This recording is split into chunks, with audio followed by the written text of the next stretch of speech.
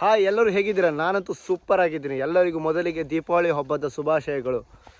ಈ ಕಾಡಲ್ಲಿ ಏನು ಮಾಡ್ತಿತ್ತು ಎಲ್ಲರೂ ಕೇಳ್ಬೋದು. ನಾನು ಬೆಳಗ್ಗೆ ಒಂದು ಕತ್ತಿ ಒಂದು ಚೀರೆ ಹಿಡ್ಕೊಂಡು ಹೂ ತರಕ್ಕೆ ಬಂದಿದ್ದೀನಿ. ಹೂ ಅಂದರೆ ಈ ಕುಂದಾಪುರ ಕಡೆ ಇದ್ದವರಿಗೆಲ್ಲ ಗೊತ್ತಾಗುತ್ತೆ. ಮತ್ತಿ ಹೂ ಮತ್ತು ಕುಳಿ ಹೂ ಈ ದೀಪಾವಳಿ ಹಬ್ಬಕ್ಕೆ ಬೇಕು. ಅದು ಮೈನಾಗಿ ಬೇಕು. ಗದ್ದೆಗೆ ಪೂಜೆ ಮಾಡ್ತೀವಲ್ಲ ಆವಾಗ ಇದು ಬೇಕು. ಸೊ ನಾನು ಹೂ ತರಕ್ಕೆ ಅಂತ ಬಂದಿದ್ದೀನಿ. ಬಟ್ ಆ ಮರನೇ ಸಿಗ್ತಾ ಇಲ್ಲ ನನಗೆ, ಎಲ್ಲೂ ಹುಡುಕಿದ್ರು. ಸರಿ ಬನ್ನಿ ಹುಡ್ಕೊಡ.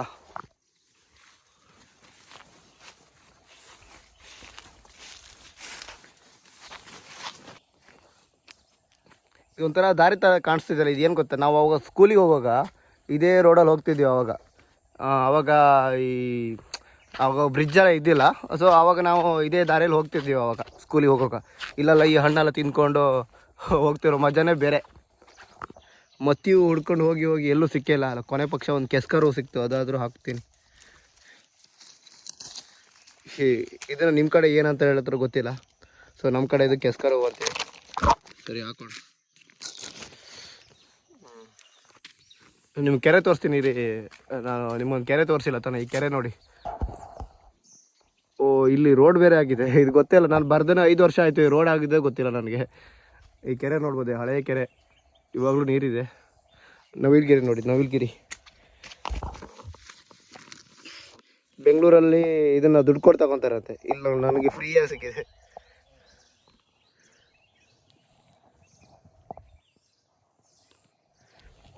ನೀವು ಕೆರೆ ನೋಡ್ಬೇಕಂತಾರೆ, ಕೆರೆ ತೋರಿಸ್ತೀನಿ ನೋಡಿ.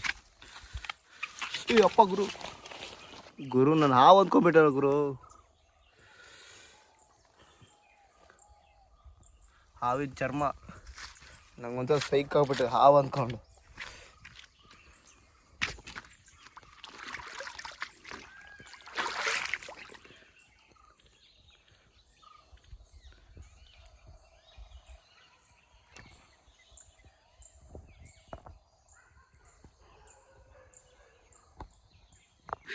ನಮ್ಮ ಅಕ್ಕ ಅವಾಗಿಂದ ಕಾಲ್ ಮಾಡ್ತಾಯಿದ್ಲು, ಹೂ ತರಕ್ಕೆ ಹೋದ ನೀವು, ಎಲ್ಲೋ ಹೋದ ಅಂತ. ನಾನು ಕಾಲೇ ಪಿಕ್ ಮಾಡ್ತಾಯಿಲ್ಲ, ಯಾಕಂದರೆ ಹೂ ಸಿಗ್ತಾ ಇಲ್ಲ. ನಾವು ಹೂ ತಗೊಂಡೆ ಮನೆಗೆ ಹೋಗ್ಬೇಕು ಅಂತ ಡಿಸೈಡ್ ಮಾಡಿದ್ದೀನಿ. ಎಲ್ಲಿ ಹುಡುಕರು ಹೂ ಸಿಗ್ತಾ ಇಲ್ಲ. ಸರಿ ಬನ್ನಿ ಹುಡ್ಕೋಣ, ಎಲ್ಲಿ ಸಿಗುತ್ತೆ ಅಲ್ಲಿ ತಗೊಂಡು ಹೋಗೋಣ. ಈ ಕಾಡು ನೋಡಿದ್ರೆ ನಂಗೆ ಭಯ ಆಗ್ತಾಯಿದೆ ಗುರು. ಎಲ್ಲಿಂದ ಅದು ಹುಲಿ ಏನು ಗುರು ಇದು?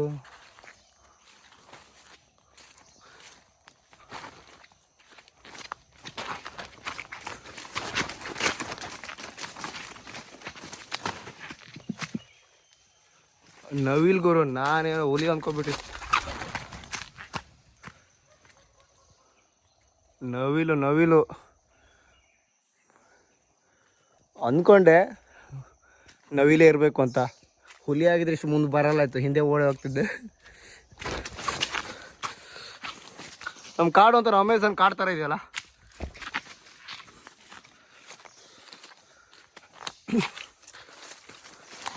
ಎಲ್ಲಿದೆ ಗುರು ಮತ್ತಿವು? ನಮ್ಮ ಕುಂದಾಪುರದವರಿಗೆಲ್ಲ ಗೊತ್ತು ಮತ್ತಿವು ಏನಂತ.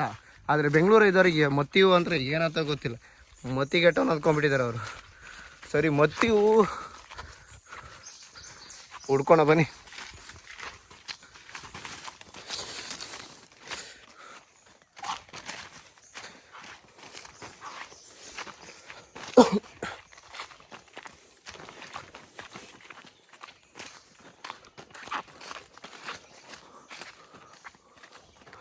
ಗುರು ಮತ್ತಿ ಹೂ ಅನಿಸ್ತಾ ಇದೆ ಅಲ್ಲಿ. ಹೂ ಗುರು, ಮತ್ತಿ ಹೂ. ನಿಜವಾಗ್ಲೂ ಹೂ ಇದೆ ಅದರಲ್ಲಿ. ಹಾಂ, ಹೂ ಇದೆ ಗುರು. ಹೂ ಸಿಕ್ತು ಗುರು. ಹೆಂಗಿದ್ರು ಮರ ಹತ್ತಿ ತೆಗಿಬೇಕೀಗ. ಬನ್ನಿ.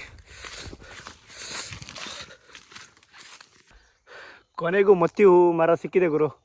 ಮರ ಹತ್ತೋದೊಂದೇ ಬಾಕಿ. ಇಲ್ಲಿ ಬರಬೇಕಾದ್ರೆ ಎಷ್ಟು ಸಾಕಬೇಕಾಯ್ತು ಗೊತ್ತಾ? ಇದೇ ಗುರು ಮರ. ಸರಿ ಇನ್ನು ಬಂದಾಯ್ತೀನಿ. ಮರ ಹತ್ತೋದು ಒಂದೇ ಬಾಕಿ. ಮರ ನೋಡಿ ಗುರು ಎಷ್ಟು ಹೈಟ್ ಇದೆ. ಈ ಮರ ಹತ್ತಬೇಕಾದ್ರೆ ಸಾಕಬೇಕಾಗುತ್ತೆ. ಕಾಲೆಲ್ಲ ಗಾಯ ಮಾಡಿಕೊಂಡು ಅಂತೂ ಈ ಮರ ಹತ್ತಿದ್ದೀನಿ. ಇನ್ನು ಮರ ಹತ್ತೋಕ್ಕೆ ಇನ್ನೂ ಕಷ್ಟ ಇದೆ. ಏನು ಮಾಡೋದು? ಹೂ ಬೇಕೇ ತಾನೆ, ಮರ ಹತ್ತಲೇಬೇಕು. ಸರಿ ಹತ್ತೋಣ ಬನ್ನಿ. ನನಗೆ ಈ ಬೆಂಗಳೂರಿಂದ ಕುಂದಾಪುರ ಬಂದು ಕೂಡಲೇ ನನಗೆ ಈ ಕುಂದಾಪುರ ಕನ್ನಡನೇ ಬರ್ತೇವೆ ಹೊರತು ಈ ಬೆಂಗಳೂರು ಕನ್ನಡ ಬರೋದೇ ಇಲ್ಲ. ಈ ಕುಂದಾಪುರ ಕನ್ನಡದಲ್ಲೇ ಮಾತಾಡ್ತೇನೆ ನಾನು. ಆದಷ್ಟು ಟ್ರೈ ಮಾಡಿ ಕುಂದಾಪುರ ಕನ್ನಡದೇ ಮಾತಾಡ್ತೀನಿ. ನಮ್ಮ ಭಾಷೆ ನಾವು ಬಿಟ್ಕೊಡೋದಿಲ್ಲ. ನಮ್ಮ ಭಾಷೆ ಅಲ್ಲ, ಅದು ಬದುಕು. ಈ ಇನ್ಸ್ಟಾಗ್ರಾಮಲ್ಲಿ ಟ್ರೆಂಡಿಂಗ್ ಆಗ್ತಿದೆ, ಎಲ್ಲರೂ ಗಿವ್ ಅವೇ ಮಾಡ್ತಾರೆ, ದುಡ್ಡು give away, mobile give away. ನಾನು ಗಿವ್ ಅವೇ ಮಾಡ್ಬೇಕು ಅಂದ್ಕೊಂಡಿದ್ದೀನಿ. ದೀಪಾವಳಿ ಬಂತಲ್ಲ, ಅದಕ್ಕೆ ಎಲ್ಲರಿಗೂ ಮತ್ತಿ ಹೂವನ್ನ ಗಿವ್ ಅವೇ ಮಾಡ್ಬೇಕು ಅಂದ್ಕೊಂಡಿದ್ದೀನಿ. ಯಾರಿಗೆಲ್ಲ ಮತ್ತಿ ಹೂವು ಬೇಕು ಅವ್ರು ಕಮೆಂಟಲ್ಲಿ ಬಂದ್ಕೊಂಡು ಮತ್ತಿ ಹೂವು ಅಂತ ಕಮೆಂಟ್ ಹಾಕ್ಬಿಡಿ, ಅವರಿಗೆಲ್ಲ ತಂದ್ಕೊಡ್ತೀನಿ. ಈ ಹೆಣ್ಣು ಇತ್ತಲ್ಲ, ಅದು ಚಂದ ಇಪ್ಪದು ಇಲ್ಲಿಯಾ, ಚಂದ ಇಲ್ಲ, ಅದು ಒಂಥರ ಒರ್ಟು ಪೋಂಕ್ ಥರ ಇರುತ್ತೆ. ಈ ಗಂಡು ಒಯ್ಲು ನೋಡಿ ಎಷ್ಟು ಚಂದ ಇದೆ ನೋಡಿ, ಅಲ್ಲಿ ನೋಡಿ ಅವು ಎಷ್ಟು ಒಂದು ಗಂಡು ಒಂದು ಹೆಣ್ಣು ಒಯ್ಲಿತ್ತು. ಗಂಡು ಒಯ್ಲು ಚಂದ ಇತ್ತು, ಒಳ್ಳೆ ಗರಿ ಎಲ್ಲ ನೋಡಿ ಸಾಕಾದಿತ್ತು. ಈ ಹೆಣ್ಣು ಒಲಿತ್ತಲ್ಲ ಒಂಥರ ಮರ್ಲು ಥರ ಇತ್ತು. ಅದಕ್ಕೆ ಹೇಳೋದು ಗಂಡು ಮಕ್ಕಳೇ ಚಂದ, ಹೆಣ್ಮಕ್ಳು ಒಂದು ಮೇಕಪ್ ಮಾಡ್ರೆ ಮಾತ್ರ ಚಂದ, ಗೊತ್ತಾಯ್ತಾ. ಇದು ನಮ್ಮ ಹೊಳೆ ನೋಡ್ಬೋದು, ಅಲ್ಲಿ ಕಾಣಿಸ್ತಿದೆ, ಅದು ನಮ್ಮ ತೋಟ. ಹಾಗೆ ಆ ಕಡೆ ಕಾಣಿಸೋದು ನಮ್ಮ ಮನೆ. ಇದೇ ನಮ್ಮ ಮನೆ ಎದುರೇ ಹೊಳೆ ಇದೆ ಅಂತ ಹೇಳ್ತಿದ್ನಲ್ಲ, ಇದೇ ಹೊಳೆ. ಮುಂಚೆ ನಮ್ಮ ಅಪ್ಪ ರಾತ್ರಿ ಎಣ್ಣೆ ಹಾಕ್ತಿದ್ದ, ನಾವು ಬೆಳಗ್ಗೆ ಎಣ್ಣೆ ಸ್ನಾನ ಮಾಡ್ತಾಯಿತ್ತು. ಸೊ ಇವಾಗಲೂ ಹಾಗೆ, ಈಗ ಎಣ್ಣೆ ಹಾಕಿದ್ದೀವಿ, ಇವಾಗ ಸ್ನಾನ ಮಾಡಬೇಕು.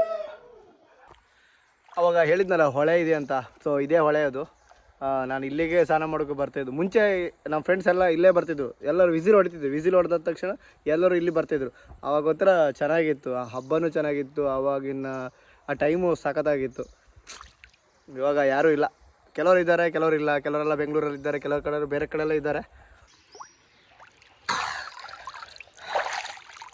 ಈ ಬೆಂಗಳೂರಿಗೂ ಮತ್ತು ಊರಿಗೂ ಏನು ವ್ಯತ್ಯಾಸ ಏನು ಕೇಳಿದರೆ, ಇಲ್ಲಿ ಎಷ್ಟು ಎಂಜಾಯ್ ಮಾಡ್ಬೋದು ಅಂದರೆ, ಬೆಂಗಳೂರಲ್ಲಿ ಏನೂ ಇರೋಲ್ಲ ಗುರು.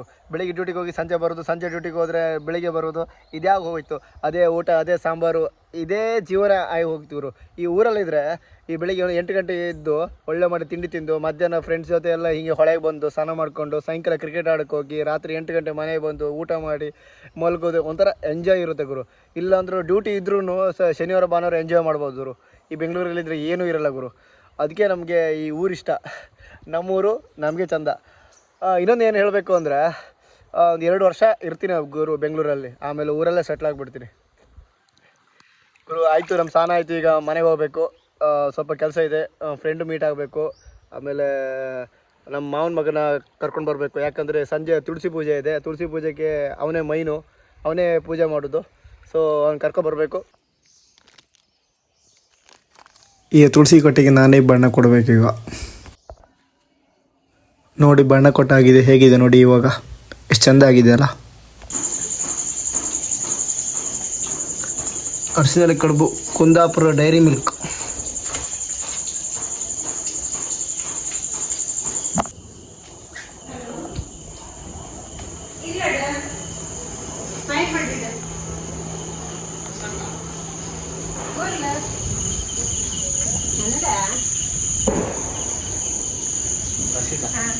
ಇವರೇ ಭಟ್ರು, ತುಳಸಿ ಪೂಜೆ ಮಾಡೋ ಭಟ್ರು ಇವರು. ಇದನ್ನೆಂತ ಮಾಡೋದಾರ? ಎಲಿ ಅಡಿಕೆ ಇಡ, ಎಲಿ ಇಡ, ಒಳ್ಳೆಲಿ.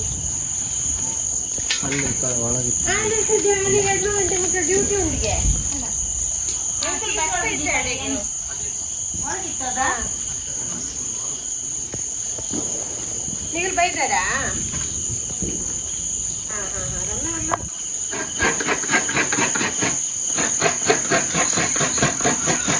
ಶಂಕ ಬೂದಿ ನಂಗತ್ಲೆ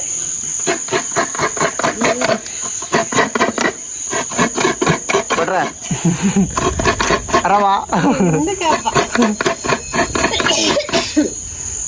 ಓಯ್ ಬಟ್ರ ನೀನ್ ಕಾಯರು ಇಲ್ಲ ಅದಕ್ಕೆ ನಾವು ಮೆಲ್ಲ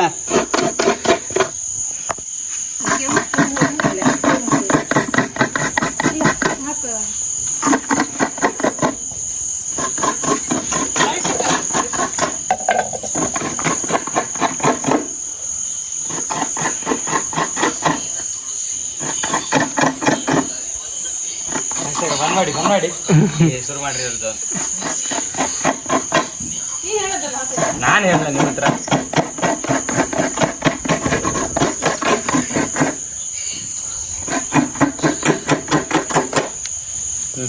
ಆಯ್ತು ಎಂತ ಕಳ್ಸಿ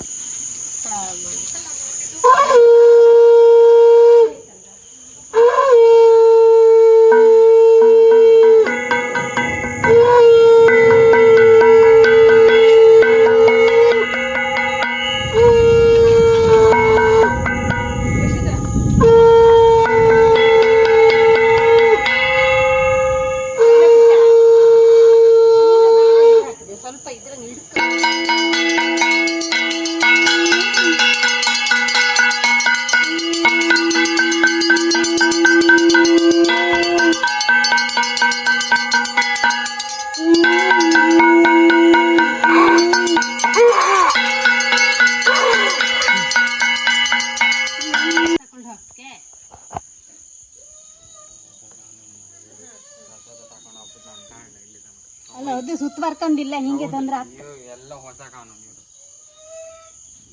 ಗಂಟೆ ಮಣಿಯಲ್ಲಿ ಇಟ್ರು ಮಾರೆ ಸತ್ಯ ಮಣಿ ಮೇಲೆ ಇಡು ದೀಪ.